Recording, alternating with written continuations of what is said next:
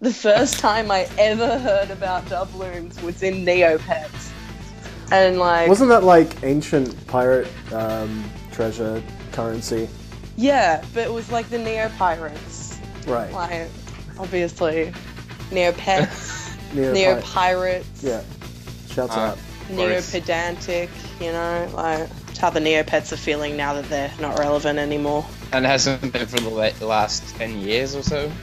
Actually, they became, like, Neopets became really popular again after, God, I think it was maybe about, like, 2-3 years ago, because, people on the internet were like, oh, man, nostalgia, bro, I'm gonna go on Neopets, I'm gonna get my Neopet. And, like, so they all went to play Neopets, and then it changed completely, and everyone's like, this is capitalism, this is disgusting, I'm so angry, where's all the old Neopet stuff? And I think they got bought by Yahoo or something. I'm pretty sure a boy little B still plays Neopets once in a while. Bless. Thank you, Base God. From across all corners of our fair planet Earth, welcome to the Gaming Cult Podcast. Worldwide opinions on obscure and up-to-date gaming talk culture and geekery for today and yesteryear. You love it, my boy. My boy.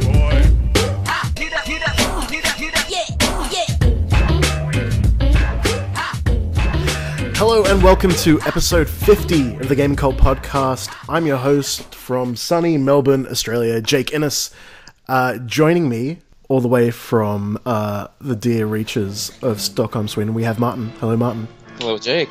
How you doing, my friend Martin? Doing quite fine. It's, drawing closer to winter each day, so we're experiencing degrees of below minus Celsius, like every single day.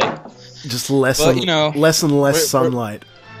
Oh yeah, less and less sunlight, and but we're used to it, and pretty much everyone gets depressed during this time of year. But you got to keep your spirits up. That's the whole point. That's right. Skål. Wait, no, is that Norwegian? Skål. No, that was right. Skål. Skål. Yep. Well, it's definitely hot as a fuck here, and it is still hot as a fuck in sunny Sydney, Australia, where my dear sister Ruby Innes is. Hello, Ruby. Hello. How are you, Ruby? I'm good. I'm wearing a jacket. Why? Why are you doing that? Look, I've made some poor choices in my life, and I don't really want to go back on them because I have too much pride. So I'm wearing a jacket today, and it's really hot. But it's a really cool jacket, so I have no complaints. Fashion hurts. That's true. You know what, Ruby? To put that into perspective, you see people go outside when it's minus 10 degrees Celsius and it's snowing, and they're only wearing t-shirts. That's true. The frostbite, yeah. So you're gonna get to the club eventually. Yeah, exactly. Yeah. It's all about sacrifices. Yep. We're here. It's the 50th episode of Gaming Cult Podcast. It's been actually a few months since we've recorded a podcast. Mm-hmm. And thank you all for all the viewers out there for constantly asking me, like, what's happening with Gaming Cult, when's Gaming Cult?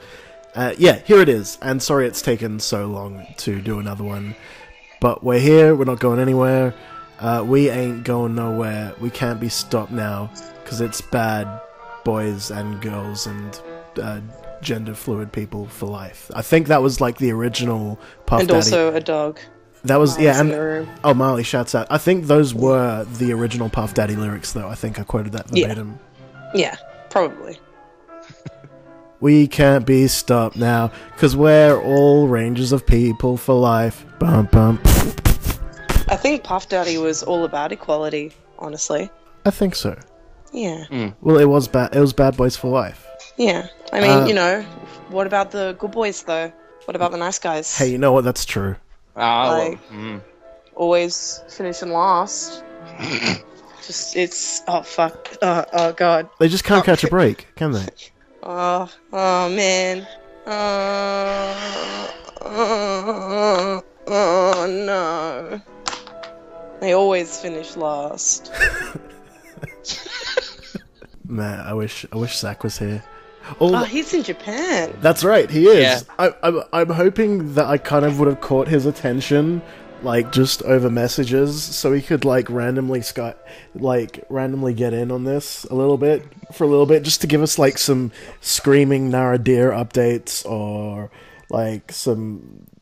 All right. So reports so far is that he is having a very good time in Japan. He was shopping for early sort of 80s J-Funk records, and he bowed politely to a deer, and a deer bowed back. The deer was amazing. Yeah. Oh man. Yes, it was. I actually met a dog the other day that could bow. It was a little Pomeranian cross Chihuahua, and I whistled at it. But like I whistled a song, and I just looked completely mesmerized, and then it bowed, and it was great. Shuts out. Fucking dogs are amazing. Like I feel like people don't realize how cool dogs are, because they're like, oh, look at this, I don't know, like lizard.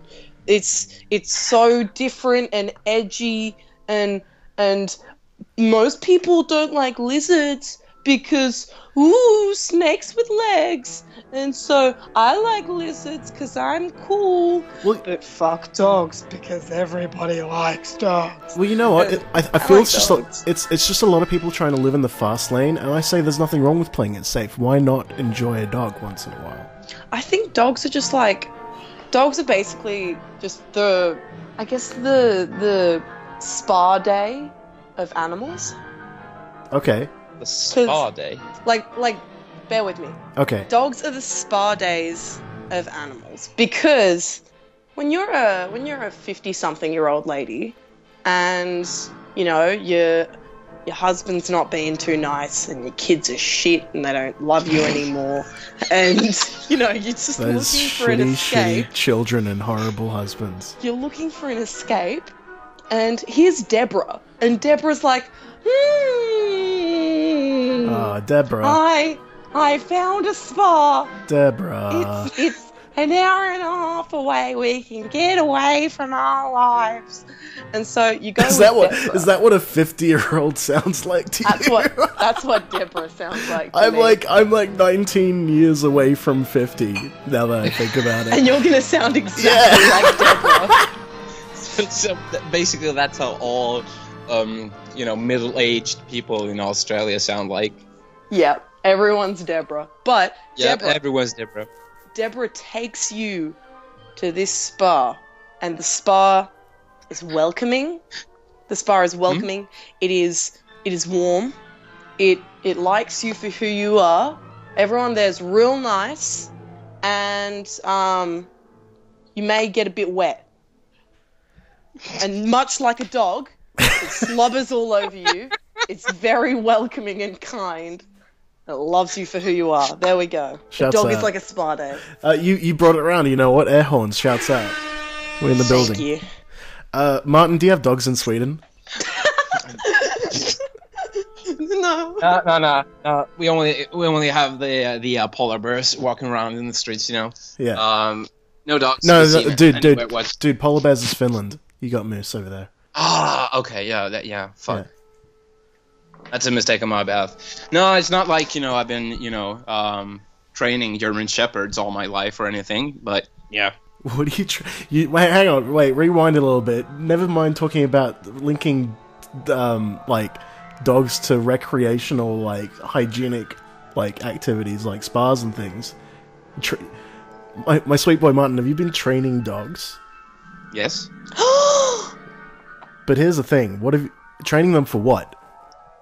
Just proper training for, well, there's actually kind of a backstory to it, which I'll, pretty much try to summarize in the shortest way possible. What happened was when I was 4 years old, me and my parents were staying at some, resort or a hotel abroad. I think it was in Spain. And there was another Swedish couple there, and that they had brought their German Shepherd with them. Now, the thing was, at this resort or hotel or whatever it was, I can't really remember since I was only 4 years old. But they had a playground for kids, and I was the only kid there at the time. So what this couple did was that they actually let their dog out, like freely without a leash. And it turns out the dog was extremely, hostile towards children. Oh, fun. Yeah. So the dog started, approaching me, barking at me, and was actually just microseconds from, biting me or, or, like hurting me really bad. Oh my goodness. Yeah. And what happens then, is my dad comes rushing out of nowhere and kicks this dog, as hard as he can, just below the just below the dog belt. Yeah, pretty much. Yeah. Like as hard as he can, and the dog just pretty much flies away. And like what? Sorry. Like in an anime, like when you. Yeah, I wish it would look like that, but no, but yeah, the dog obviously got terrified and ran back to its owners, and my dad then went to the owners, and I've never heard an individual being that angry since then ever in my entire life. Wow, that's a lot to go through when you're 4 years old. Oh. Yeah.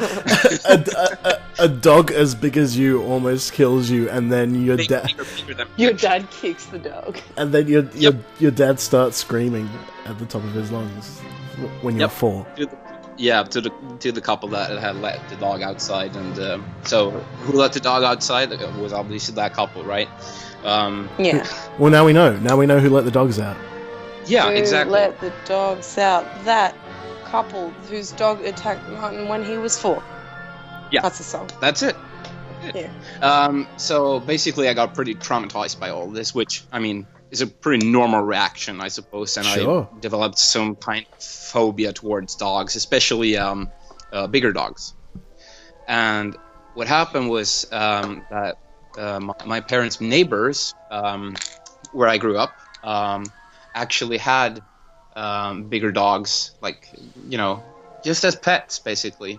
And so, sort of a way of therapy, I was allowed to, see that, not all dogs, behave that way, and not all dogs are, hostile towards children, which eventually, I was still hesitant to the idea of, German Shepherd especially. So they did was to put me in contact with some sort of breeder, whatever it is. Especially for they basically gave me a crash course in training program, and kind of a you'll learn as you'll go through it kind of thing. And I kind of stuck around with that for a while, and that really helped me out, overcoming the, completely the fear of dogs, and especially German Shepherds, which in turn led me to, being very, very good at, just dealing with German Shepherds in general.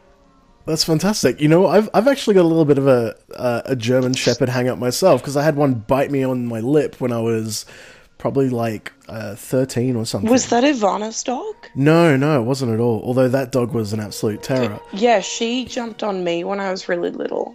It's strange, Our cousin's dog, yeah. Yeah, sorry. Yeah. It was this huge German Shepherd that never got taken for a walk. It was so sad. 'Cause everyone's like, oh, it's too strong, can't take it or it'll run away. So, they just kept it in the backyard. It's like, man, this isn't right. Yeah. No. Oh. But yeah, no, I think I've gotten over it since then. But yeah, shouts out to a lot of good dog stories to start off Gaming Cult Podcast in episode 50 with. Absolutely. This is episode 50 of the Gaming Cult Podcast. Right now, it's December 2015. Sorry, I almost said December 2012. 2012. Coney. Yeah. Coney 2012. We're after Coney, Oppa Gangnam Style is number 1 in the charts. And We're still looking for him. we never found him. Where is No. he? But I tell you what did happen. Pretty much yesterday at time of recording, in mid-December of 2015, Yakuza 5 finally came out in the West. Yep. Huh. Mark, did. can we just give the original Japanese release date for that game? You know what? I actually think it was in December 2012. Oh, fun fact. Sorry, I just remembered about dogs. Dogs. Go on. Alright, so I was looking at this chart of, like, the most, like, calm dogs, like, around people, and other dogs as well. Like, the most calm dogs to the most, like, you know, aggressive dogs. And one of the calmer ones must have been Border Collie or something. Or Golden Retriever. Golden Retriever was the top calm one. I'm pretty sure 1 or 2 down from that, Pit Bull Terrier. Pit Bulls you are wouldn't great. think it, but actually they're like, when not being trained to be either bait dogs or fighting dogs, they're actually very, very, very tame dogs. Absolutely. Chihuahua's the most aggressive. No fucking surprise. Well, that's because they just barely, like, slide in as dogs. It's small man syndrome. It's like Definitely. it's like, hey man, calm down, you're so cute. He's like, fuck you. I'm big on the inside. Oh, if Chihuahuas could, like, actually speak, that would be hilarious. My brain is exactly the same size as my skull, almost. Yeah. Oh gosh, Chihuahuas are a little scary, like literally a little scary, but like They just have this. They have this Or- look on their face. They can't have this constant look on their face that, like, they're not quite sure why they're alive. Yeah, pretty much. Like, skip and a bit afraid of everything. Yeah, exactly. Which, you know, you summarized that pretty well. Anyway, Ryuga Gotoku 5, or Yakuza 5, was released in Japan on December 6th, 2012 on the PlayStation 3. So it only took you guys 3 years to get it 3 localized. fucking Damn. years. But I'm glad it's here, and I don't care that it's, like, digital only. Like I said, at, like, probably around the same time last year, or maybe it was one of the first episodes that we recorded this year. The game that I'm most excited for in 2015 is a digital-only PS3 game. Yeah. That is coming at the end of the year. Yeah. And now it's here. And now I'm going to disappear from Fallout 4. I'm going to disappear from... Well, that's the other thing, too. I've been playing a lot of games. Every year, like, the last few years has seemed to have dictated. All of the games have come out in November.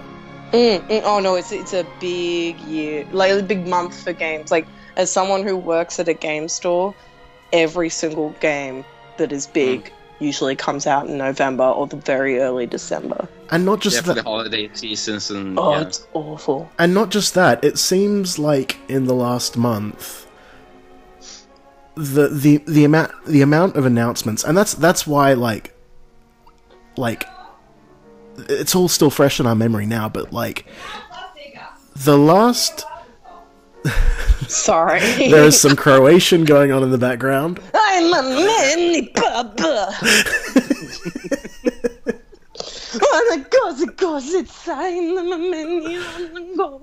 Some loud, I love how if you some go from loud, really passionate angry Croatians. to like okay baba bog puno te volim bog.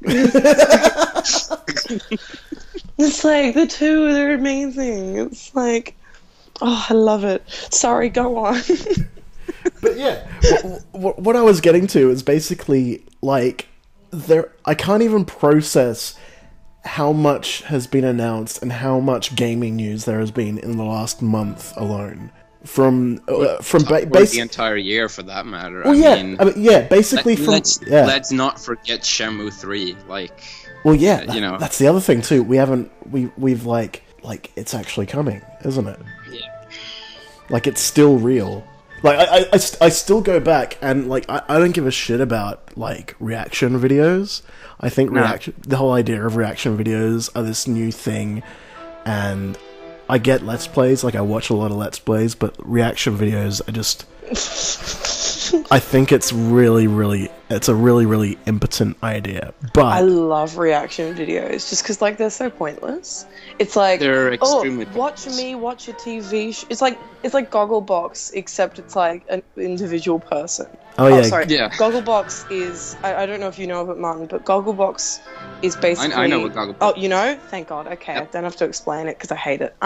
it's an Australian show of people watching TV. Australian reality TV at that. Yeah, it's just these people watching I've been TV. enlightened, so to say.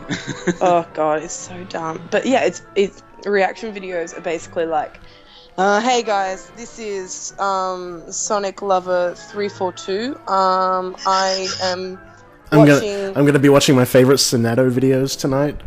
and I'm gonna react to them. I hope you like. That's And right. they turn it on, and they're like, okay. Oh my God! Oh, wow, the thing. Oh my God! It's like these really like over the top reactions. And it's like if you were watching this on your own, you would do like the slight inhale of a laugh, and then nothing else. Yeah, exactly. You know, the little like, Yeah. Like, and then continue. yeah. But It's not that deep. the Shenmue 3 reaction videos are genuine. It is genuine, like, people mostly my age and Martin's age freaking the fuck out over a sequel to a Dreamcast game. And not only just freaking the fuck out, but actually starting to cry. Yeah. I mean, you know, when the news hit me, Hello, cry. I had a little moment there. Yeah. I remember, like, I called you, like, when I was alone in the streets of Akihabara, because I'd just been told Yeah. about it by my friend in the industry in Japan. And that was completely accidental how that came about as well. And just like that, I was the first person probably outside of the industry in Japan to know about Shenmue 3. And I'm Yeah. like, what do I do? What do I do with my life? Cry. Sit down and cry. No. The first thing he does is to call me. Yeah, I was literally. It was Aw. 2 a.m. I was in Akihabara in the streets. It was completely empty with just giant anime girls all over buildings. Perhaps. That's the way. I'm like, I need to Skype Martin and tell him that Shenmue 3 is real. Yeah. And I was like, I even remember. I mean, this was a couple of months before the official announcement, at least. Yeah. And I was still like, you know, going, no, you're just fucking with me. No. Yeah, but I mean, we've been waiting for this for, you know, how long is it? Like 14, 15 years. Yeah, it really has been. So when someone, you know, and all the rumors that have, you know, been going on. Well, that's over the years, thing. like, Constantly, every year being let down, and rumors coming up, and then going back down again, and just like still biting onto every rumor and every little hope that Shenmue 3 would be real as well. Yeah, and I actually also remember because after you told me, it kind of, you know, sank in, and I actually had a bit of a moment. Yeah. For myself with just, you know, being pretty much overwhelmed by the fact that, okay, wow, this is real, this is happening. And when I saw that, I also visited one of the major Shenmue sites, Shenmue Dojo. I think they're still around today. Yeah, absolutely. Their YouTube channel is the best resource for Shenmue info, and especially like soundtracks and things like that. They have complete like in-game recordings of every piece of music basically within the game. Even all the music recorded for the Passport disc. Like it's ridiculous. Wow. Yeah. They are really, like, you know, die-hard dedicated fans to even further to the extent where I am currently, like, and always have been. But anyway, you know, after you told me that, I immediately jumped on their site and their forum and whatnot, and they had some, you know, new rumor going about saying that it was coming out, like, or being announced this year. I have no idea how that came up, and pretty much everyone was just like, as they usually, you know, tended to be like, nah, that's just bullshit. It's not coming out. Just drop it, guys. It's not happening. Yeah. Well, I was just sitting there, just smiling and laughing, like, you knew what I know. I know. And the thing was, I couldn't tell anyone, which kind of sucked, but, you know. Well, yeah, I mean, that was the whole thing. It was like, I need to, like... And that's what was... It was kind of weird when it did actually get announced at E3. I couldn't have that same moment that everyone else had. No, me neither. But, you know, I had my moment prior to that, like months prior to that, so... Yeah. I was still happy to see, you know, people getting that same moment that I had. But, you know, genuinely seeing their genuine reactions to it. I mean, the guy on Game Trailers. Was it Game Trailers or GameSpot? Yeah, Game Trailers. Yeah, that guy freaking out, who was like one of like Game Trailers' most diehard Shenmue fan. Basically, just having him like scream and cry on a professional broadcast was like, That was also after the announcement of Final Fantasy VII getting a remake. So, you know, that's right. He also seemed to be a diehard fan of. So it was like better than anything he could have hoped for in that sense, I suppose. Yeah, that's right. And watching like Adam Koralik freak out on his YouTube channel as well.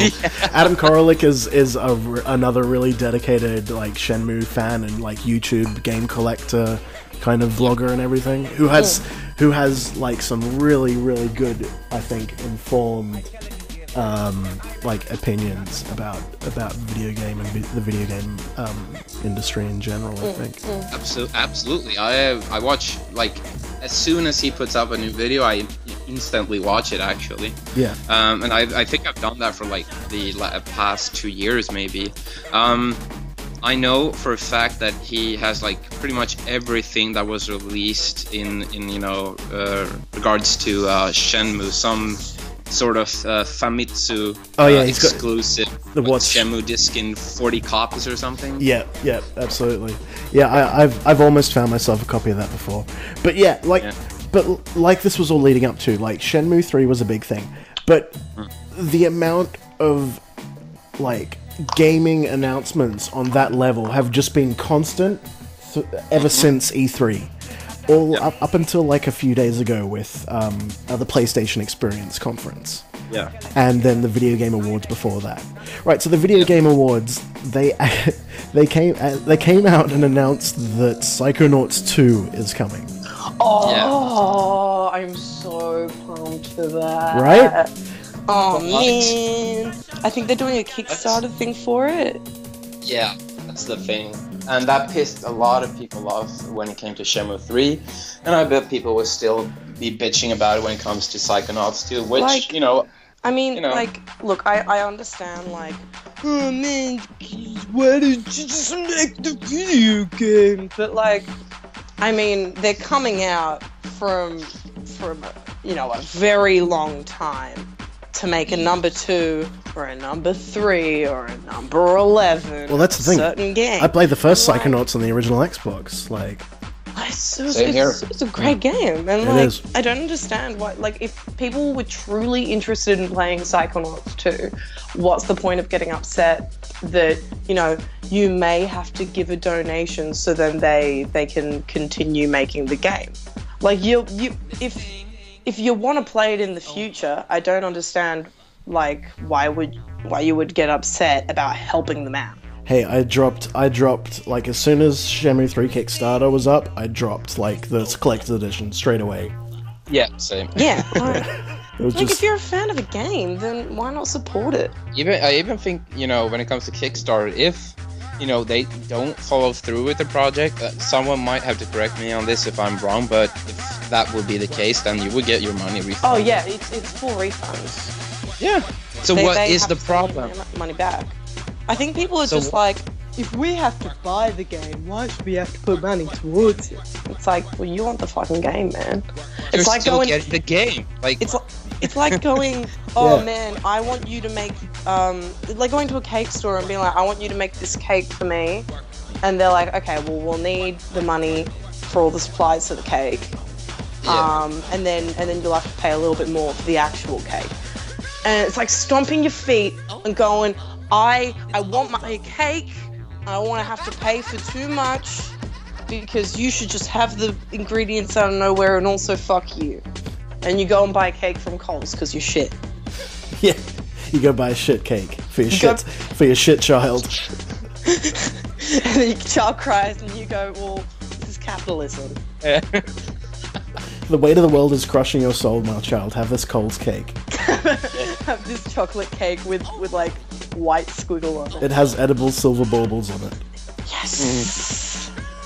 God. Oh man. Yeah, but like I think Kickstarter's like a really good idea. Even like for you know, not big games. Like if you pitch an idea for a game and people seem really interested in it, and you go like, oh well, you know, I'd like to put my Kickstarter out so then maybe I can get some money to make it better. Like, it's kind of shit to like show interest and then go, wait a second, you want my filthy money? What the fuck is wrong? But on the flip side of that, I think it's even good just to see the shitty projects come up on Kickstarter as well. Oh yeah. All these like Western RPGs with graphics that look like Second Life. Like, I think Kickstarter on its own is just amazing. Like, give me $5. oh yeah, and RPG Maker games as well. Martin, exactly. Yep. Like, give me $5 and I'll break this egg on my head. And like, people give him $5 and it's like, I'm gonna fucking do it. And like, if that's the case, then why not just watch How to Basic, because he'll do that for free. yeah, but you don't see him do it on his head because you don't see his face. There's something. If that, you know, that's your kink, you know, wanting to see it. Don't kink shame me. Yeah, Don't kink shame me. Don't kink Your- shame me. Don't kink shame me. Your kink is not my kink, but I respect it. I respect egghead bashing. Yeah. Like, okay, if we're gonna get onto the topic of kinks, I personally just want to come out and say, I want to say it. If you personally think that someone shaming you, I don't know, for being into having an egg smashed on your head is very similar having someone be racist towards you, and you are a very silly boy. Shuts up. I'm a very silly boy. I'm sorry, but like I've had so many people be like, you wouldn't call a gay person the F word, would you? Like, okay, obviously I wouldn't, but like that's very, very different to you telling me that you like to poo in diapers and it gets you off. Like, it's very different. It's very different. They're two different things. Listen, I don't know about you guys, but I personally think that the B in LGBT should stand for brony, and I think it's about time that this was changed. What the fuck, man? No. Hey, I have seen that exists. That opinion exists. That's all I'll say. Oh god. Just end it all now. Just end my life. Hey, just but then, cut my life but then, in two pieces. This is my last. This is my resort. last resort. Suffocation, no bleeding, don't give a fuck. but then, Papa Roach. but then, Yeah. I say, bring me back to life. Wake me up! Wake me up inside! Wake up! Wake me up inside!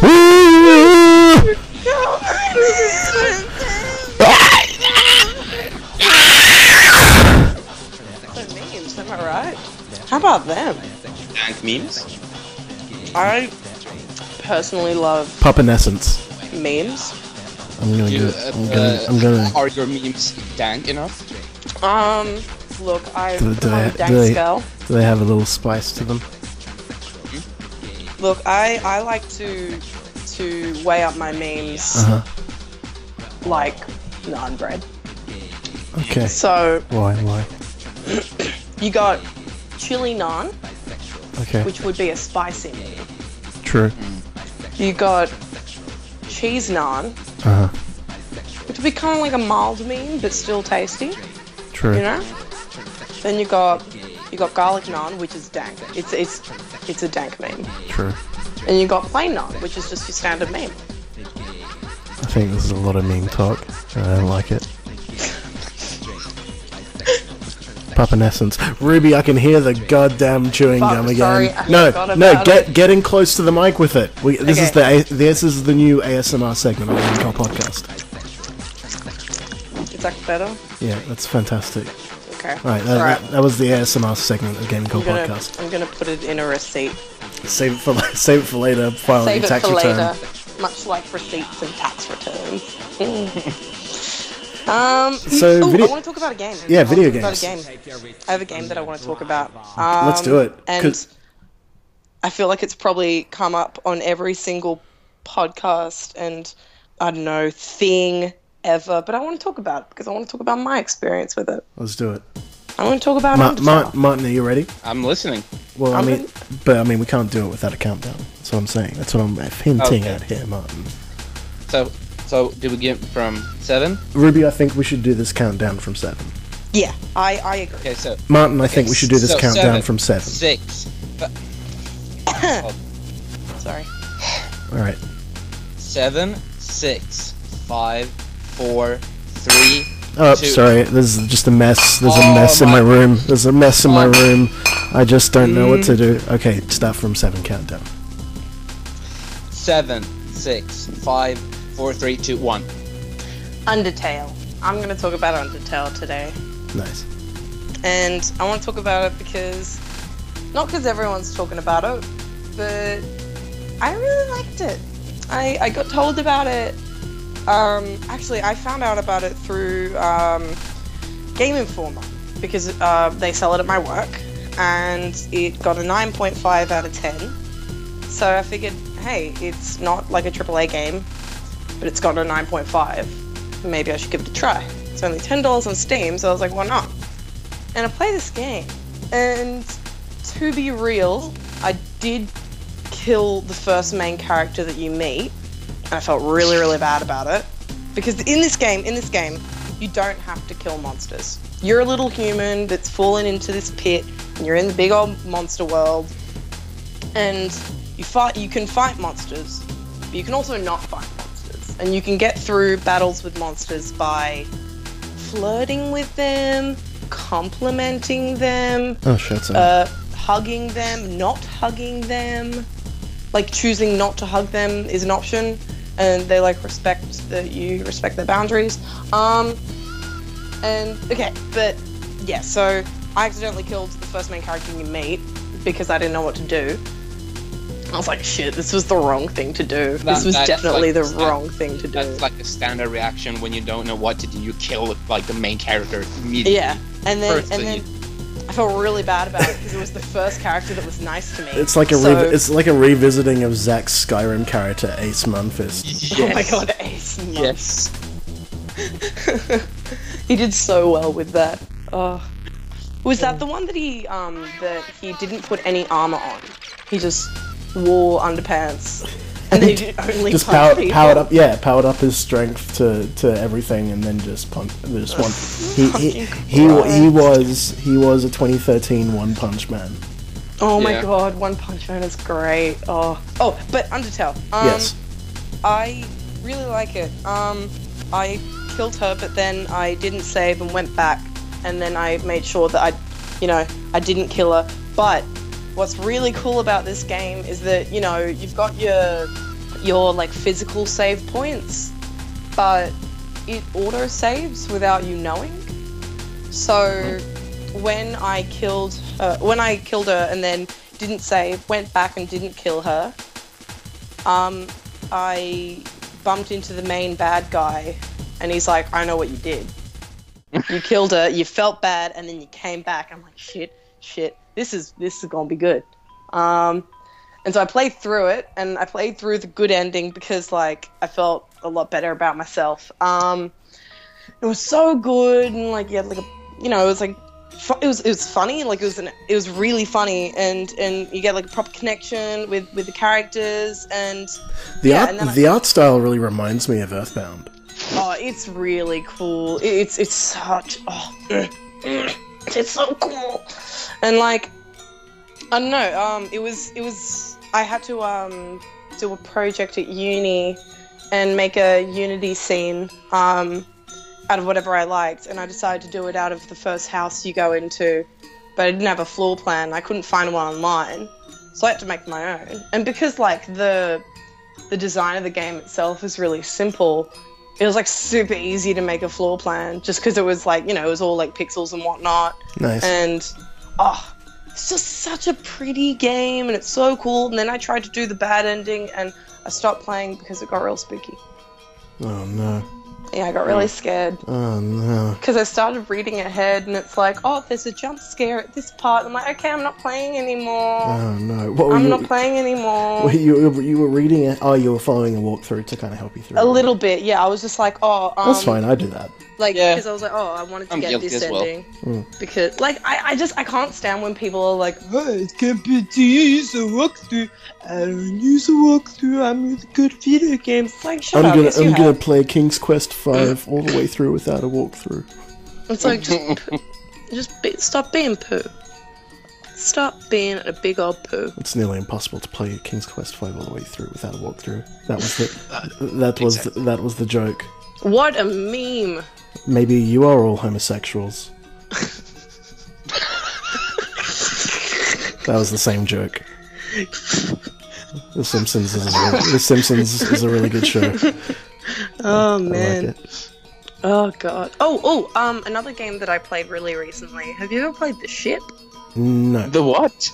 The Ship. That's my ship. The girl's gonna be like this. It's really cool. Like it's a pretty simple game, but it's like The ship multiplayer is only. bananas. And you know, it's nothing special in terms of. Is the like, ship bananas?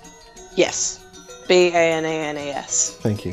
The shit is bananas. Cultural appropriation. But yeah, the ship is basically multiplayer only, and you're put on a ship where That's my ship. thought. That's my ship. Yeah. Oh, how about that?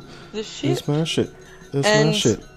It's a murder ship, and you're given a target, and you have to go find them, and you have to find your own weapon, and you have to kill that person, whilst also trying to kill the person who's trying to kill you. And it's different rounds and stuff. It's pretty, like, it's a very simple concept, but it's lots of fun. Like, I don't usually like multiplayer games, but I liked that because it also utilizes melee weapons of all things, and I like melee weapons, so I liked the game. Thank you, Ruby. You're welcome. Those were some video games, and hey, guess what? There's more video games to talk about because a lot of video games have been released. Double Fine announced all of their video games. They're all coming out. Like, I mean, Psychonauts 2 they announced at the Video Game Awards. And then Deadmau5 did an interview and he looked like he didn't want to be there.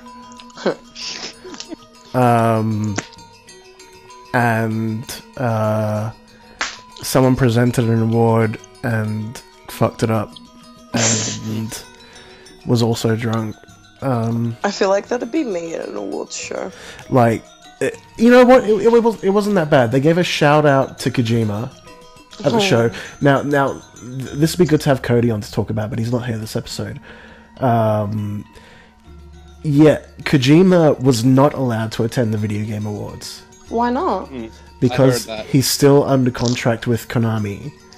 And basically they put a gag on him, basically, for the rest of his contract. He was not allowed to attend the Video Game Awards to accept his awards. So That's shit. Kiefer Sutherland took the award, and they gave him a big shout out. And just straight up, they straight up just went, hey, Konami's lawyers issued a cease and desist to Hideo Kojima, so he could not come here. This is what is happening. Fuck Konami. Next award. Nice. That's like... I mean, sad what happened, but that's gotta be like the biggest real talk I've heard in a while. It was a really good real talk from the guy, the Game Trailers guy. Just goes up, just like, shit's fucked. Yeah, pretty much. Pretty much. I don't know why I'm forgetting the guy's name. Jeff something. Our dad? No, not Dad. No, not Jeff Goldblum. Oh, Jeff. I love Jeff Goldblum. I feel like he's capable of great things. Mm-hmm. Like what? being in Jurassic Park. Do you think he's an adult diaper fetishist? Most likely. Like, I wouldn't be surprised. Like, he seems like the guy who would, if he were called out on it, he'd, like, be really proud of it. Like, he wouldn't tell anyone, but then someone's like, pooped him. I saw the thing of your diaper. I saw the top of your diaper out of your pants. And he's like, you bet you did. I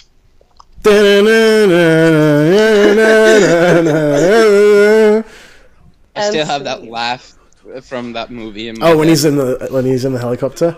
Yeah, like that. It's so bizarre. It doesn't even look like his mouth's moving when he does it as well. Nah. Very, very strange. So that was the Video Game Awards. There was that big reveal of Psychonauts 2, and I think there was one or two other smaller reveals. I should have these notes in front of me, but of course this is a Gaming Cult podcast, so we're not prepared, so we just wing it as usual.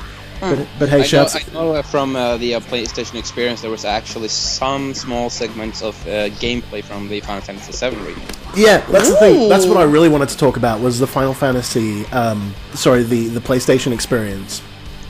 Yeah. Where they just fucking like, hey, you thought we had some shit to talk about an E3? Well, guess what? We're going to do the same thing again. Yeah. And we're just going to fuck you up throughout this whole 2-hour presentation.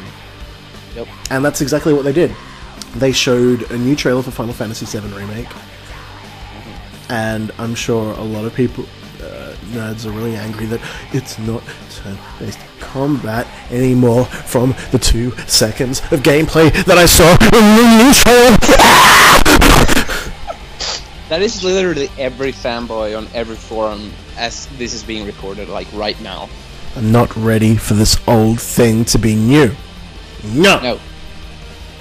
The thing is, like, I definitely prefer turn-based RPGs, even like in a modern setting. But it seemed to me from that trailer that they have implemented the playstyle from, for example, Crisis Core and Final Fantasy Type 0. I think it's called in English. Yeah. Yeah, Type 0. Yeah. Oh, yeah. Okay. The cool guy car one, right? The what now? The cool guy car one. In the ad, it was cool guys in a car. For Final Fantasy VII? Type 0. You know what? That's literally all I saw from Type 0. Was there a car? Cool guys in a car. Martin, you've played Zero. You played it when it originally came out in the PSP in Japan. Is there a car in that game? Not,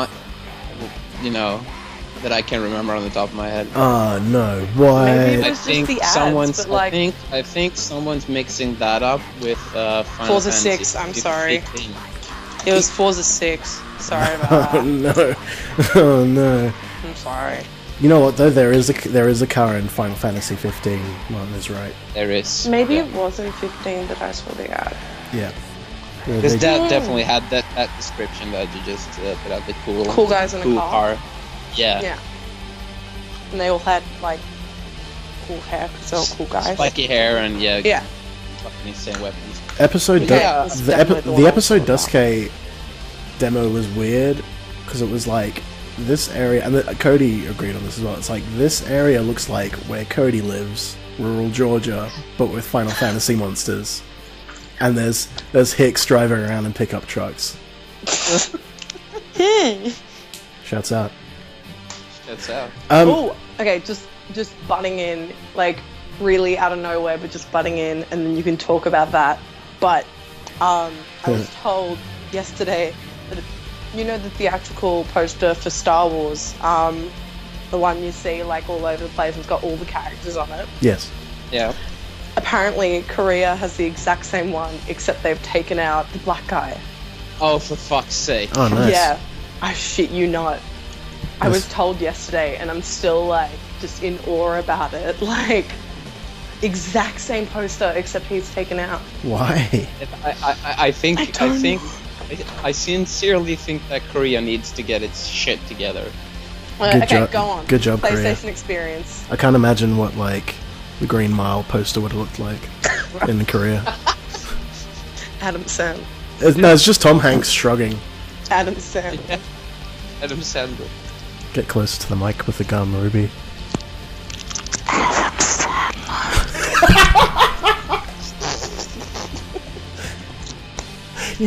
You think that we can't hear the gum? Everybody hears the gum. I just forget about it. Okay, it's out. It's gone. It's gone again. I'm not a school teacher. I'm doing a video game show. I'm sorry. It's honestly like honest mistake. I'm just it leaves my mind. This one's going in another receipt. You're going to a dog spa, and I don't know what to tell you. I'm actually seeing dogs today, Nice. so it's partly true. PlayStation experience. There we go. They basically just kept dropping bombshells constantly. Like, especially with Double Fine too. Like, they were like, alright, we announced Psychonauts 2 like a few days ago, but also Day of the Tentacle HD is pretty much done almost. And also here comes Full Throttle HD, which was a fucking amazing game. Charlie's Angels. And also here comes a Psychonauts VR game for the PlayStation VR when that hits next year. And then what did they announce after that? There was something else after that, wasn't there? Probably. Oh no, I think that was it for them. You're making me uncertain as well. Animal Crossing Amiibo Festival. Double Fine did that. It's PS3. Oh no. No. Yeah. This is the new segment of the show where we forget about what we're talking about. But that's okay. Because we're all in this together. We're all in this together. But hey, we know who we you know what? are. Let's bring it all the way back. We were talking about how Yakuza 5 took fucking forever to come out, but they brought it out, and we didn't know when it was coming out, and they said, hey, guess what? Yakuza 5's coming out, like, on Tuesday or something.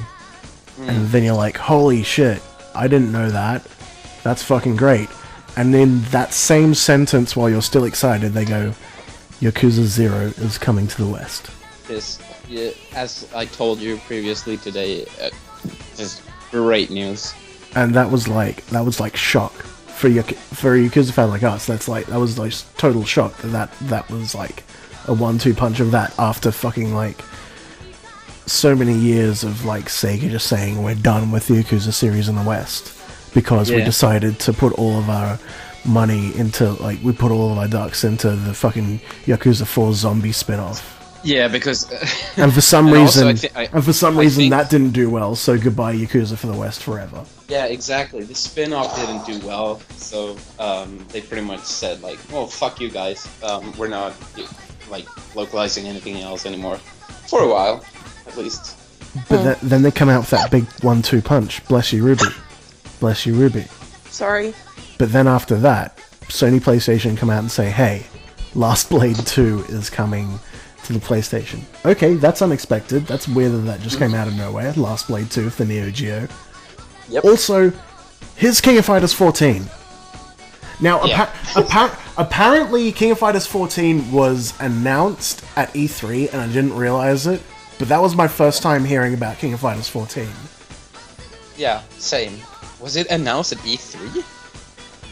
Well, that's what I was being told. Like, that's what Cody told me. Like, that it was announced around E3. Maybe not at, but around E3. How the fuck did I miss out on that? Yeah, that's what I'm thinking too. Because I was watching earlier in the presentation. They were doing this really big presentation on Street Fighter V. And I was just thinking, I don't think we're ever gonna get another King of Fighters again. That really sucks. What is SNK Playmore doing, like, at the moment? At all. But then there it is. It's just there. And it was just after this huge shock of, like, 2 Yakuza games coming to the West properly. Yeah. And, yeah, my brain basically broke from that point onwards. They couldn't have announced anything else that was just, like... Yeah, I don't know, it just really broke my brain, the rest of that. What else did they announce? What else did they announce in the PlayStation experience? We already talked about more details about the Final Fantasy VII Remake. Yes. I don't know, it's just this really interesting time in video games where we're getting everything that we've always wanted, and we're getting it all at once. Yeah. It's a really great time for video games, I think. And that's the other thing, I've actually been playing video games again. Like, Same. A lot. Same. Because there was a good period of time, and a good part of that was because I was touring, like with my music and stuff. But I didn't spend a lot of time playing video games for most of this year, I'll say. But lately, I would say about the same here, dude. You're being wasted with, university and work. So yeah, didn't really have that time on my hands, unfortunately. But right now, it's like I'm actually excited about video games again, and that's a really good feeling. Yeah. Like Fallout 4 is out, and it's pretty much Fallout 3. Like, it's the same game as that 2008 game, with Except everyone looks better. Yeah, and you can make a town. Yes. And Dogmeat is the coolest dog ever. He's got a bit more kind of weird AI, where he'll like, oh, there's something in a building. Dog must open door, go through the door, then immediately come back out the door and slide across the landscape. I just wish I could do tricks, because like... Well, that's what you do. You do weird dog AI tricks. You just let them go into a building and then slide out across the map when they come back out. True. Or just launch the idea on some forums, and eventually Bethesda will catch up on it and release it as a DLC for something. Just like, hey Bethesda, can we get some DLC where Dogmeat can sit and lie down and shake hands and high five? And they'll go, yep. They're like, this is... Yep, as soon as we stop exactly using that same engine that we originally used for Morrowind, that we're still using. Why have they not updated the engine for their open world games? Since Morrowind? Because it still works? But that's the thing, it only just kind of works. Yeah, it's getting to the point where it's, it's been a buggy piece of shit for like the last 8 years, and it still is. But for me, that's kind of the charm to those games, I think. I don't know, I'm still really enjoying Yakuza 4. Fucking Fallout 4. Are you playing it, Martin?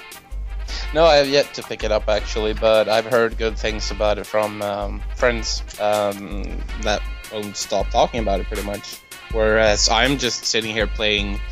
I literally finished Yakuza 0 this Monday. This has been recorded on a Wednesday. Nice. You've been playing the Japanese version, haven't you?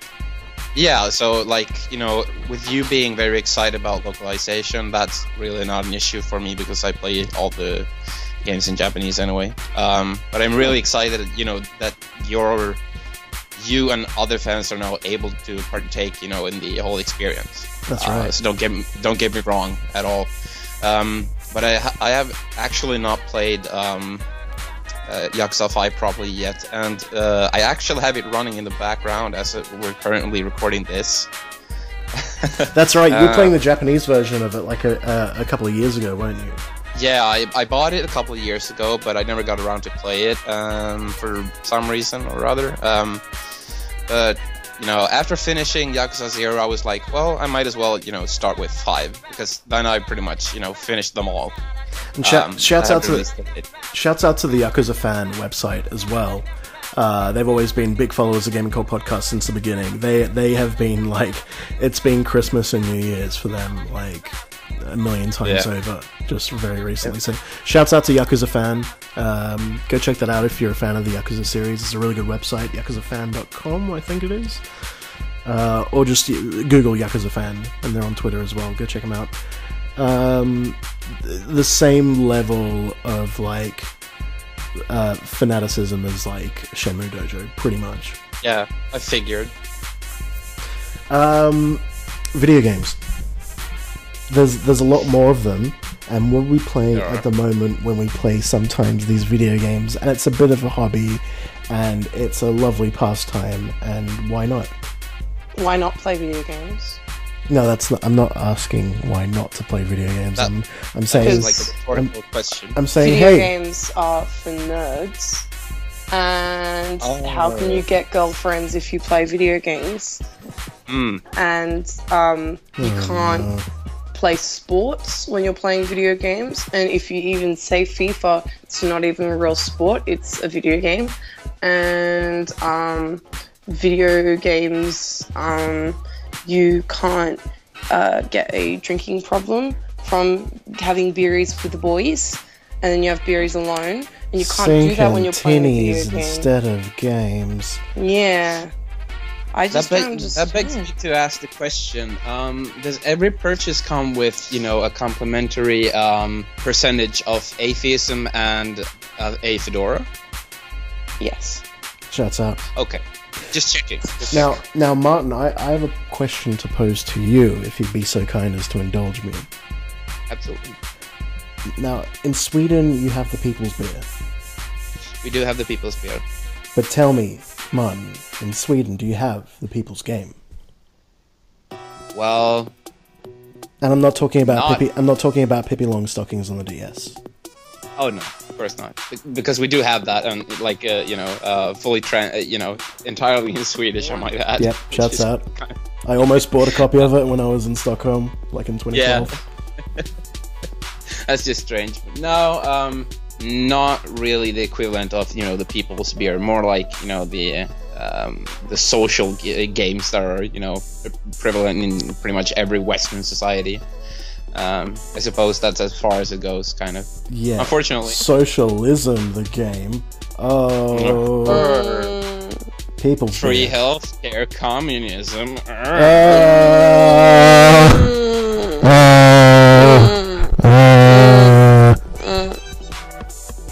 Video games. Thank you, Martin. Let me actually try something out real quick. Because as I told Jake before, my computer is currently broken. Sure. So I'm using my Samsung tablet to record this via Skype. Please. Yeah, and the thing is, I still have my launch model of the PlayStation 3, the really huge, heavy one. Oh, the fat one? It can, that one that has PS2 hardware in it? Yeah, exactly. The only one that can play PS2 games. Nice. Exactly. Now, the thing is, like, if I'm running certain games for a certain period of time, it becomes louder than a vacuum cleaner. It sounds like a fucking airplane. Oh, yeah. I'm currently playing. I currently have Jaxo 5 on pause on the screen, but I'm gonna check if you guys can actually hear this. This is from the PlayStation 3. Okay. Is that picking up at all? I can hear that. That sounds like your mum's vacuuming in the next room. It's actually like because working at a game store, we trade in PS3s and stuff. We actually stopped trading in the really fat PS3s, like the one you have, because the whole reason why they made a new model is because the old one was having like really, really bad overheating problems, and they were really loud, and it was too expensive to continue making them, especially because they have the PS2 software in them as well. And even today, like if you look at them on secondhand markets, they're kind of the ones that the diehard gamers tend to go for. Even though it's only a 20 gig hard drive. Yeah, they're actually broken. 60, but oh yeah, that's true. Yeah, there's they did 20, make a 60, didn't 60 and 80. Yeah. But they're broken consoles. Like if they're bound to break if you have them for too long. I mean, how long has yours lasted? I got my on the launch date when it came out in the US. Oh man. Man, that would have been like $1,200 in Sweden or something. Yeah, I mean, one of my relatives was in the US at the time, so I asked my relative to pick up. That's right. I totally forgot you had that hookup. Yeah, so the $599 meme was definitely applied in real life at that point. Nice. But it's still, going strong, but I'm currently, thinking about maybe letting someone take a look at it and trying to, give it a good clean, making it a bit not too loud, and maybe, changing certain parts. Either that, or maybe settling for a super slim PlayStation 3. I'm kind of on the fence, actually. The Super Slims are really good. The plastic ones with the very small ones with the slippy top. The manual tray. Yeah. Okay. Yeah.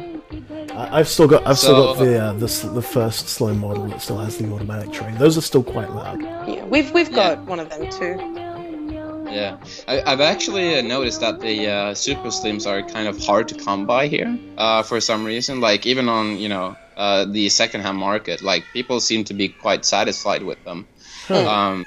So, like, this is just, like, I'm just putting this out there as, like, a question to the viewers. Like, would you keep the fat, backwards compatible PlayStation 2, or would you, like, upgrade to that super slim model if you had the choice or opportunity?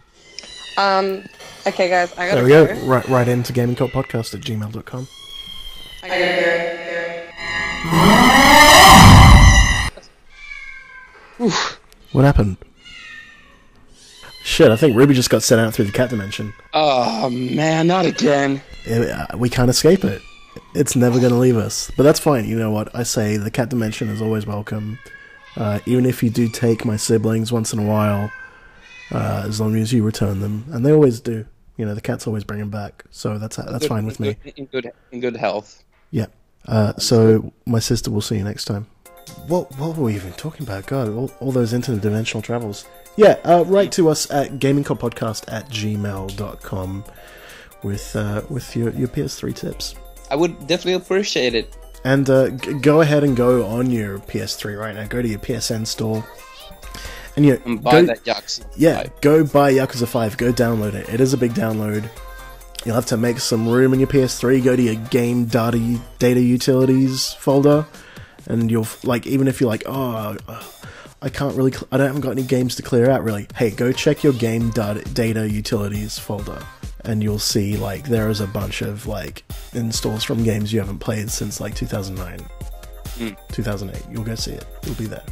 You'll be. I actually do that on a quite regular basis because I get, new games, and, I sell some games that I, get tired of or another reason, like, yeah. I mean, I literally went back and cleared out, like, 60 gig off my 120 gig hard drive. Exactly how big is the download? It's 23 gigabytes, the install, and I think and then once you, like, the install package, and then I think it expands to about 50 or something in the actual install. So have a good 50 or so gig free on your hard drive, which can be a bit to ask for a PS3, but yes. That wouldn't, swing well with my 60 gig model because, the operating system takes up like 7 or 8 gigabytes or whatever it is. So yeah, exactly. You wouldn't be able to run it. No, but then again, I have it on disc. But it actually requires you to install portions of the game before you can actually play it, like a lot of late PlayStation 3 games. Yeah, well, a lot of them have done it all the way through. That's why I say just go through your game data utility viewers, and you'll see a bunch of ways to make some room on your PS3 to be able to play Yakuza 5 in the West. Shouts out. By the way, I actually picked up the Okami HD remaster on disc. Oh, the Asia version.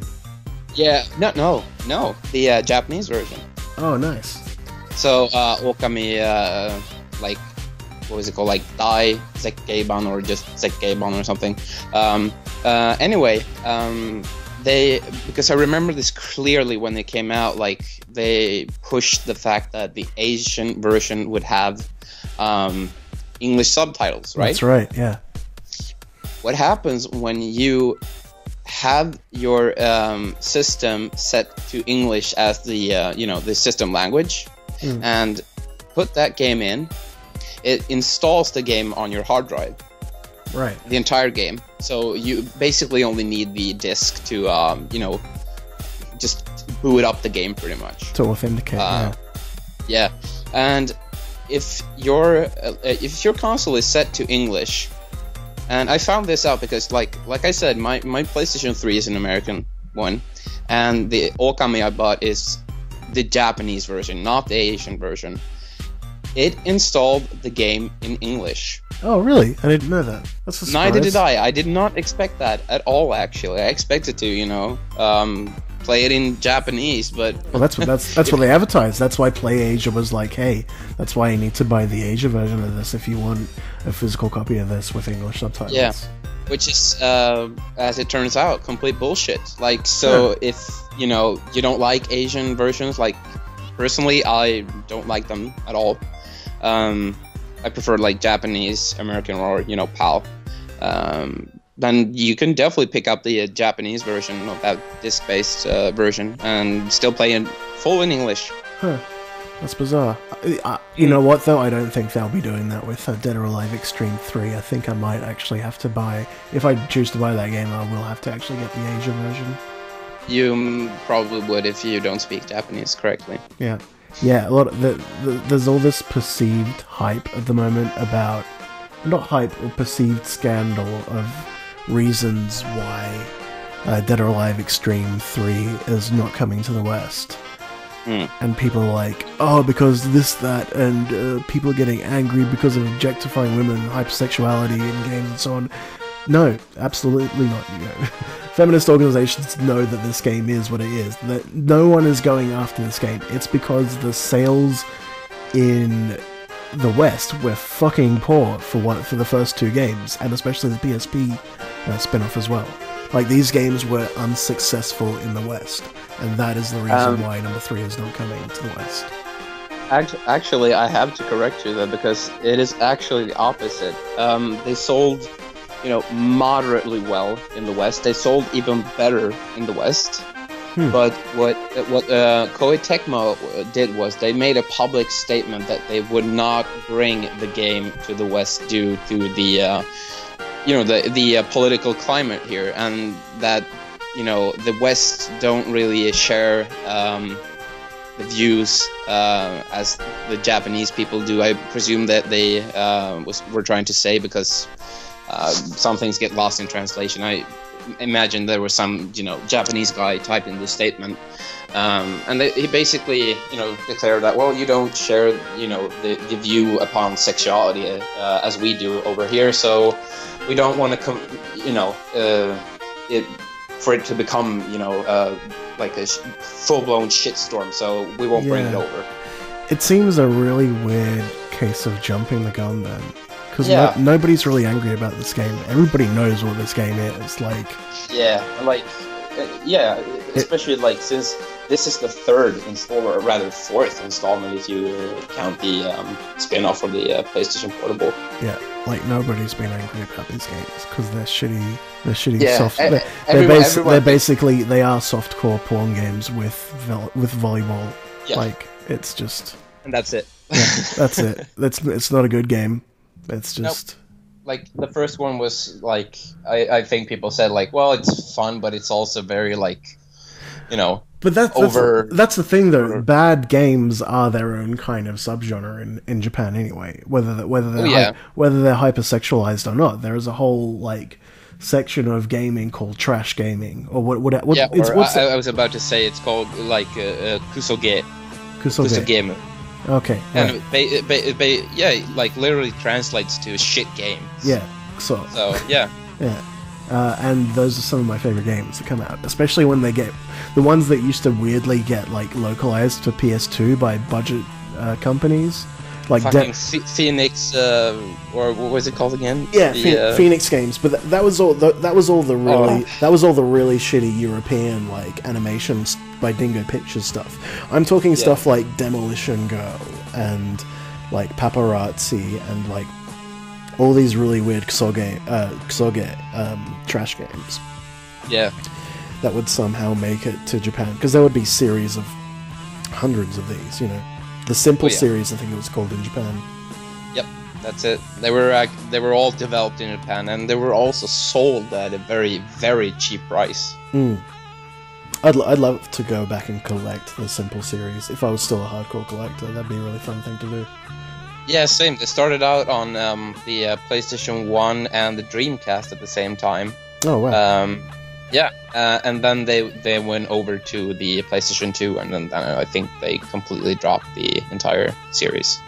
But it might be, a golden lump in there somewhere. I mean, well, that's the thing. They kind of become their own art form, don't they? I mean, it's like games on Dreamcast like Rune Mania 203. Yeah. Which is basically just a room simulator, and you play, what is it, like a spirit ascended from the heavens to look after a guy that sits in his room all day and does nothing, and you have to kind of encourage him to do stuff. Or the, what was it called for the PlayStation 2? Mr. Mosquito or something? Yeah, absolutely. Yeah. I think that was localized to the West, like the first game. Yeah, that's true. I've never played it, though. There was actually a second one that was Japan exclusive. I'd love to go back and play that game. Those also obviously fall under that category, but like people know it. The developers know it, the fans know it, like everyone knows it, so, And me personally, I would definitely put, the Dead or Alive Extreme series under that category as well, so... Definitely. Absolutely. 100%. But not the main series, like the actual fighting series, because I think like those are pretty, those are great fighting games. Those are good fighting games, absolutely. Yeah, I've had great times with the Dead or Alive series.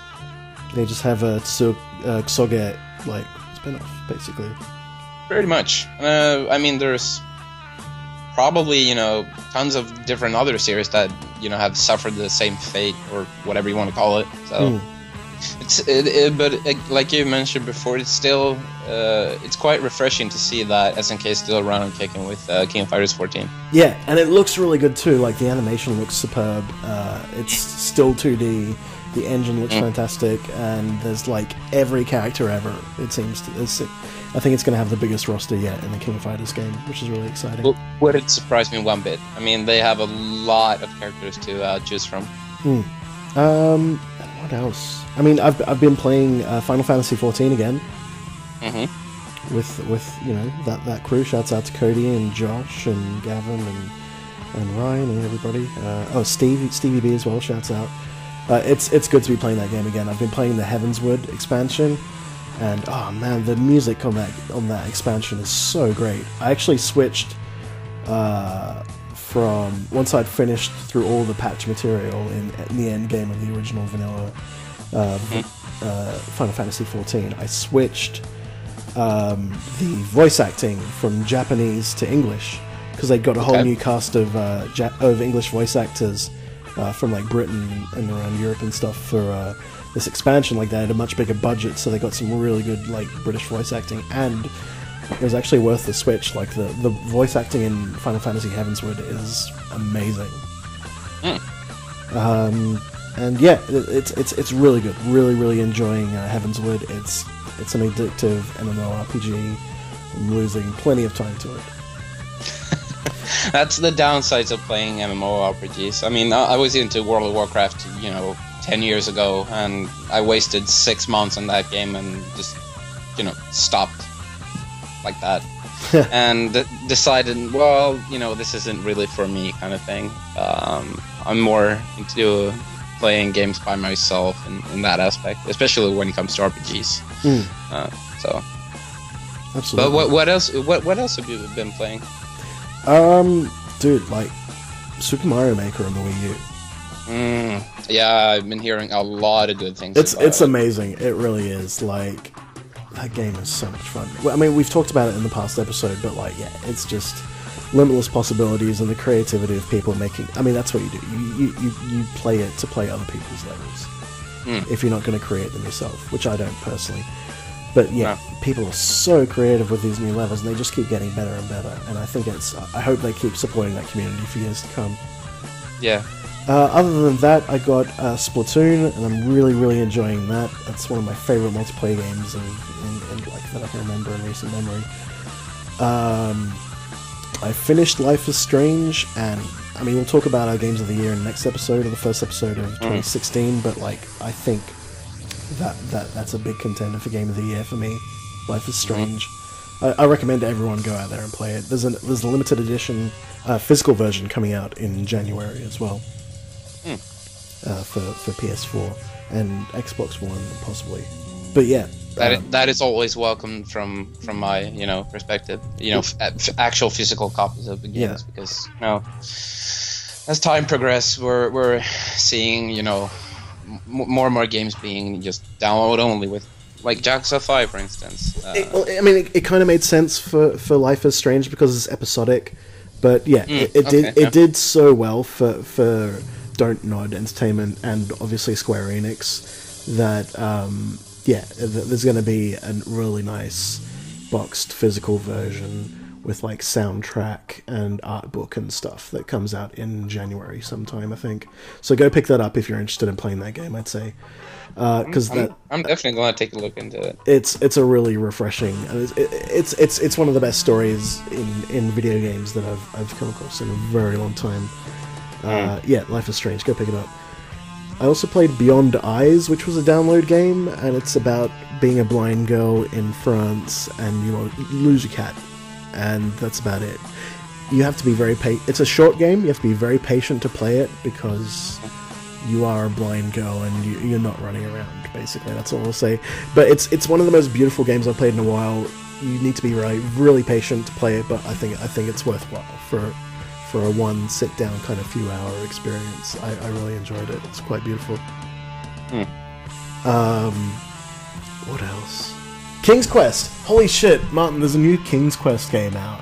Yeah, I heard. Like, amongst all these huge AAA titles that are out now, like Call of Duty and all of these other big titles that we've been talking about that have been getting Game of the Year, and The Witcher and all this stuff, like, fucking...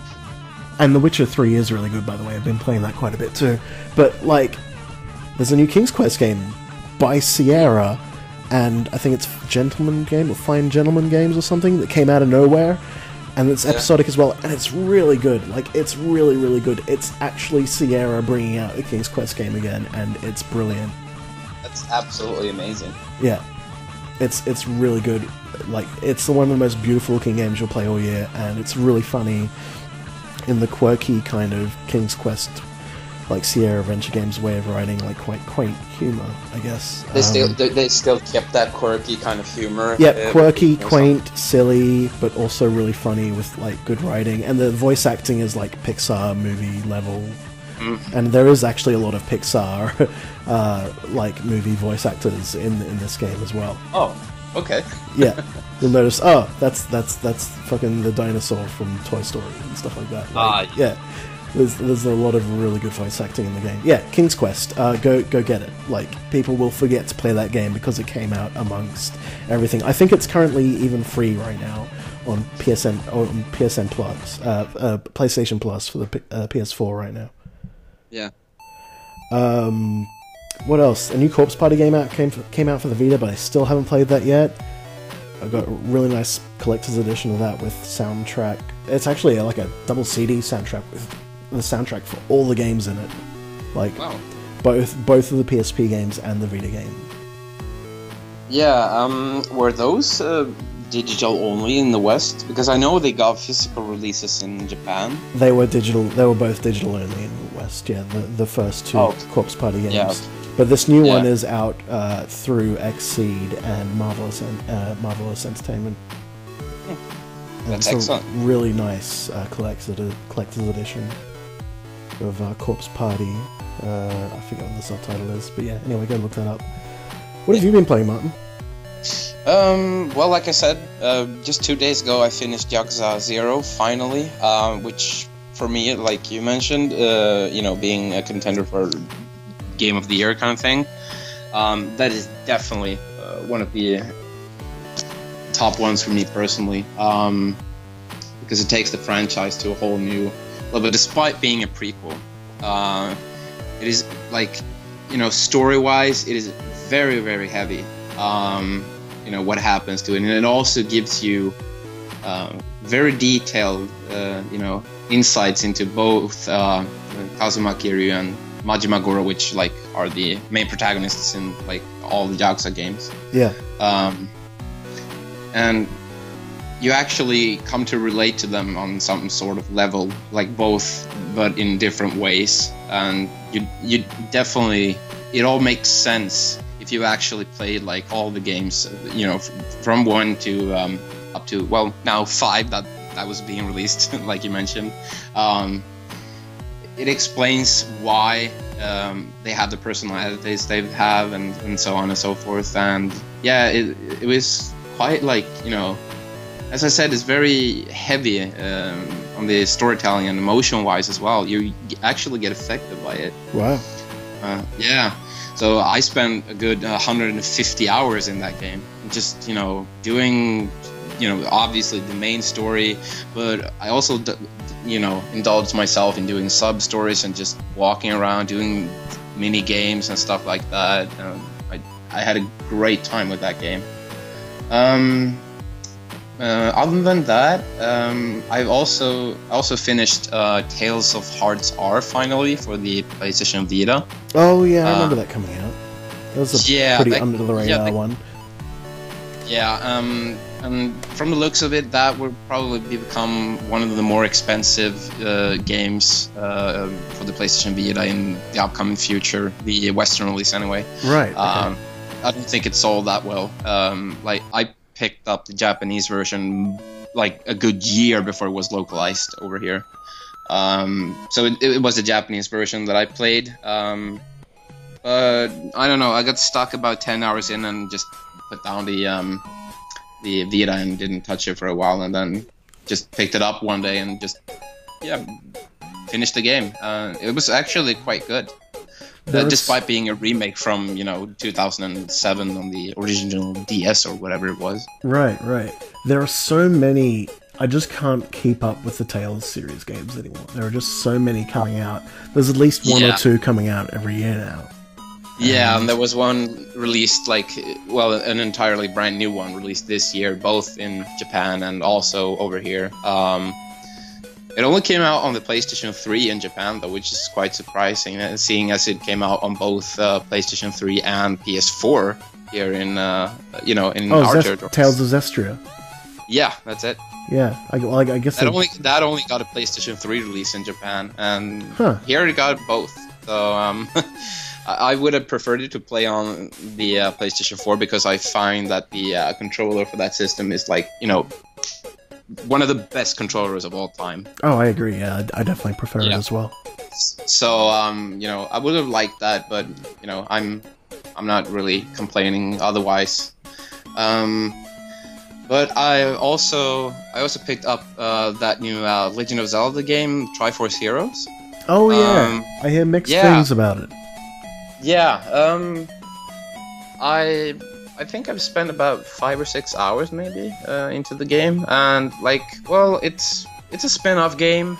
It's not, like, you know, a main installment in the Zelda franchise by any means. Do you require 3 additional Game Boy Advances to plug into your 3DS via GBA GameCube link cables? If that was the case, I would have found that quite amusing, actually. No, you can play the game, you know, alone if you so wish to, but it becomes, you know, a whole lot funnier if you actually find someone else to play it with, because then you know, can communicate, you know, with, you know, in real time if you're sitting next to each other. But you can also play it online with, you know, if you have someone's, what's it called, like the code for friend code. Absolutely. Or, do you remember? Do you remember though, back in the GameCube days, when you had those games that were like, oh, all you need to play Four Swords or Final Fantasy Crystal Chronicles is 3 other fucking Game Boys. Yep. Game Boy Advances plus 3 link cables for your GameCube, and then you can just play this game. Like, it was literally like there was like little to no extra benefits of using the Game Boy Advances. It was basically just, we need you to use these as controllers, just because. Yeah, because we want to make a little bit more money. It was, that was a bad one. I don't think. Yeah, that was a bit shitty move by Nintendo, but that's not the first time they've done it, and, you know, it's probably not the last time either, unfortunately. It's weird. Yeah, it was, but I don't know. At least the Wii, did a whole lot better than the GameCube did. Oh yeah, I mean, well, that changed in terms of sales. That changed everything, and it was all thanks to Satoru Iwata, basically. Shouts out, rest in peace, Iwata. May you rest in peace. So what else have you been playing?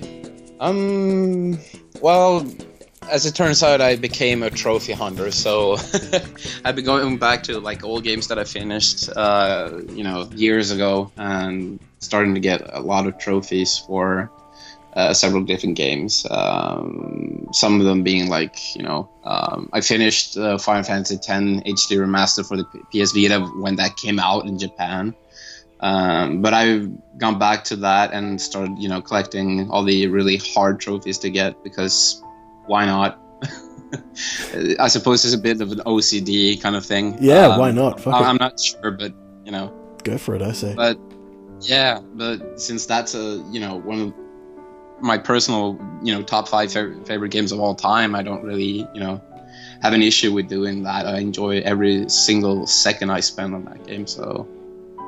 Absolutely. So that's pretty much what I've been playing as of late. Going actually back to playing video games from scratch, pretty much. Yeah, that's what it kind of feels like. It was a good long break of not really playing anything.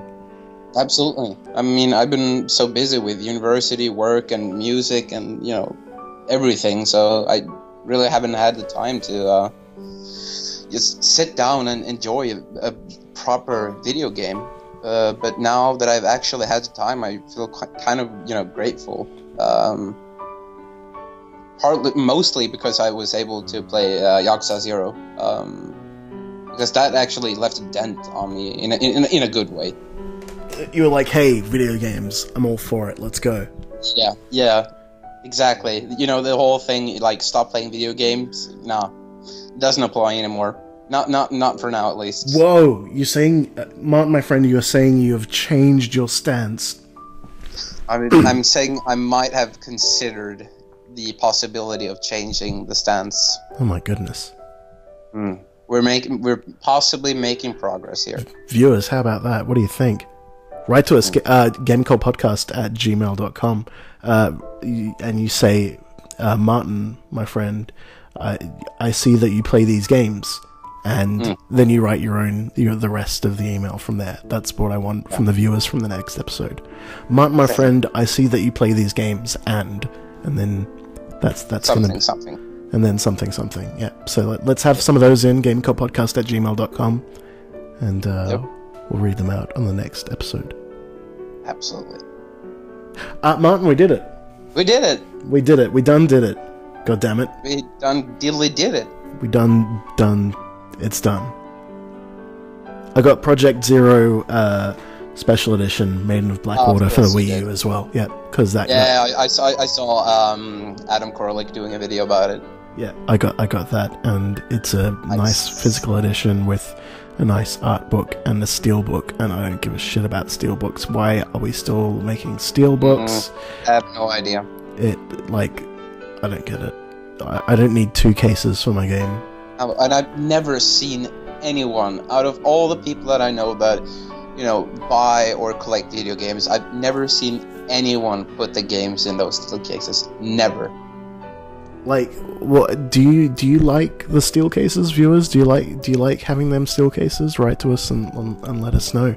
Martin, Martin, my friend, I see that you are playing those video games, and also here's what I think about steel books, and that's when you put in the rest of the email as well. Exactly. gamingcultpodcast@gmail.com. Yeah, that's it. Gaming Cultcast on Twitter. All the other things. There's some music, but you know what? We've so much music. Never mind. I say it's episode 50, Martin. You, agreed. Me, my sweet sister Ruby, Zach, Garrett, Eric, Brian, Cody. We've all made it through 4 years now of Gaming Cult Podcast. It's kind of hard to get a grasp of, actually. 4 years. Yeah. And you know what? Even though we put out like a handful of episodes this year, we're still we're still here. We're still here. We're still alive. We're still kicking. We're still video games. It's still this weird little underground show called Gaming Cult Podcast. We've survived 4 years, and we have somehow survived 50 episodes of this across 4 years. And how we managed to pull that off is beyond my comprehension, but you know. I think the last few episodes we have actually just been reminiscing a lot. But like it all comes to a head here, doesn't it? It's episode 50. Yeah, goes full circle. We're just some diamonds in the sky.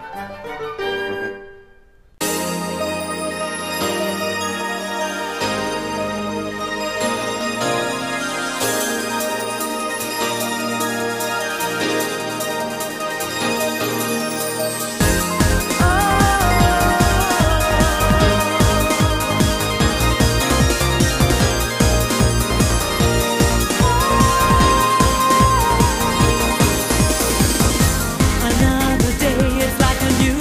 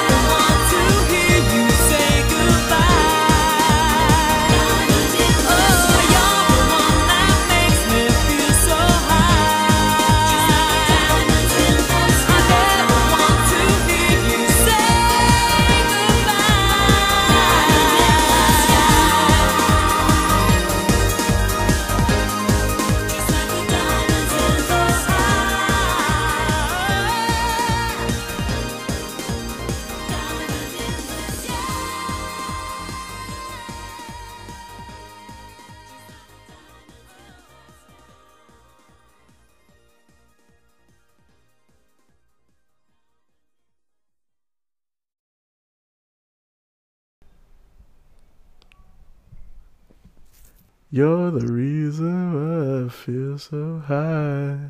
And the diamond In the I sky. never wanna hear you say goodbye. You're the diamond in the sky.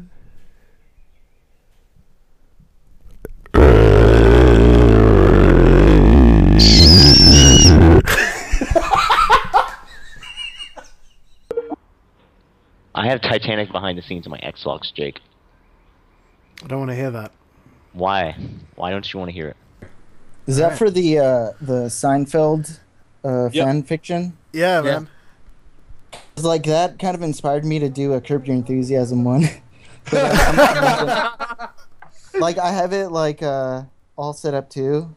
Like I was talking to my brother and we were just like listening to you guys about the Seinfeld thing, and we're like, wouldn't it be fucking hilarious if like Larry David gets into awkward situations while like in an orgy or something? Like he comes in some girl's face and he wasn't supposed to do it, and then like this happens.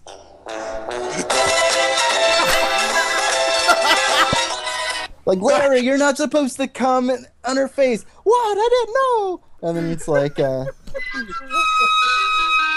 Larry, why'd you come in her face? What? You didn't tell me not to come in her face. And then like, and then she's like, end credit. This goes on Larry's faces. And I don't know. Just off the top of my head. I think. That was fucking awesome. I was thinking more of like one of the children that numerously appear on the show to walk into the room while he's having sex, and then he stops and tries to explain it to the child on the act he's doing, and of course, you know, his wife tells him to stop, but he just keeps going. He insists that the child must know. Yeah, and it like makes it more awkward and stuff. Yeah, His son's got a pretty great penis. He's got quite the penis on him. Papa and Tita. Oh, we're on with Jake. Jake, can you hear us? My boy. Yes. Hi, mate. Hi. Oh, sorry. Mate, my thing was muted, mate. Brian, is Brian there as well? Yeah, I'm here. Hello. He's just busy playing Simpsons game on his phone. No, I've been disconnected from the servers, Eric. Thank you very much. Why? I don't care. Because the other day when we were hanging out, Homer Simpson yelled at you through your phone. Hey, that made me like, I don't know if I expressed it. I was legitimately angry. You were like, yeah, because you wouldn't let us continue the conversation. You kept going, I'm so fucking mad. Like, I don't want to play that goddamn game now. What? And Homer Simpson yelled at you? I hadn't played that game on my phone in like a day. Yeah. And he went, stop what you're doing and come pay attention to your phone. God, what's wrong with you? And that made me mad. Like, that's not funny. What? That is funny.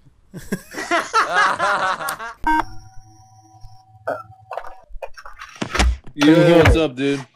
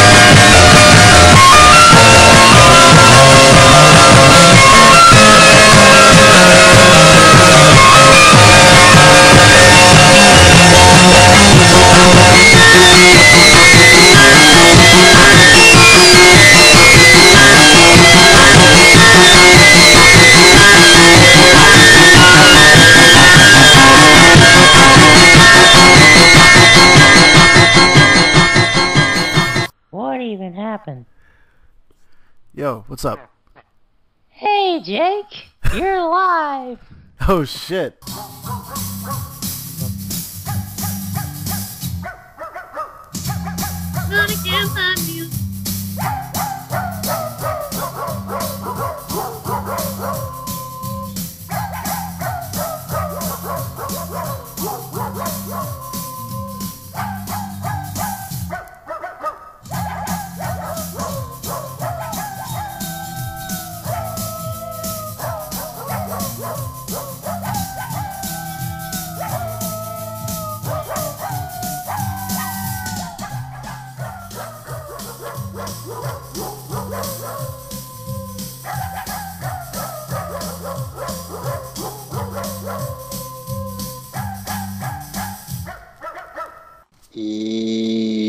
Yeah.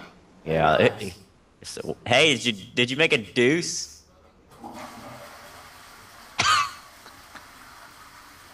It's a hot chocolate high velocity. I love. Hey, Jake, you did good. You did good. In the presence of the almighty base god, I give Ice Cream Stories game stream, which I have been by proxy a part of since episode 1, where we streamed Ava 64 over a year ago. I watched that. The official... Shut up, Ryan. Shut up. I hear you, Beetle Barker. Ice Cream Stories game stream, the official gaming cult stamp of approval.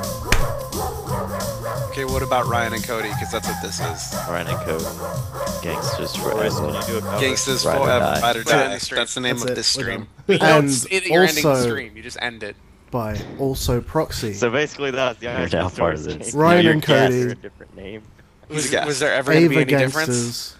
There was. Ride I or mean, we weren't die. gonna play games. We were just gonna have a up. guest Whatever you each wanna time. fucking and call then it. no It's one okay. else would just No, pick by each just other. get Alright. that stamp. I remember we talked. I need that stamp. I need that stamp. I feel like this was way better. Yeah, I'm just doing the same thing I've always been doing. Yeah, but now I'm involved. That's what makes it better. Mm-hmm. Here, wait. All right. I say no. I say no. Yo, what's up, guys? Good ass stream, good ass ending. Of a cover of my dogs.